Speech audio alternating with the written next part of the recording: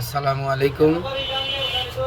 ভারতে অনেক আগে থেকেই মুসলমানদেরকে অত্যাচার করতেছে, তাদের বাড়িঘর ছাড়া করতেছে, তাদেরকে হত্যা করতেছে।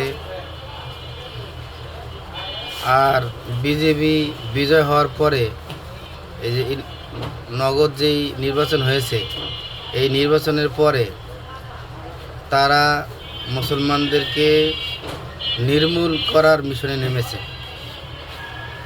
এদিকে আমাদের বাংলাদেশের একজন লোক সেই ভারতের পাওচানে ধিক্কার জানায় আমাদের ওই সমস্ত বাংলাদেশিদের জন্য যারা ভারতকে সহযোগিতা করে, ভারতের পরামর্শ চলে এবং ভারতকে সাহায্য সহযোগিতা করে। এরাও মুসলমান, কিন্তু এরা মুসলমানের শত্রু, ইসলামের শত্রু, বাংলাদেশের শত্রু। কি বলেন আপনারা?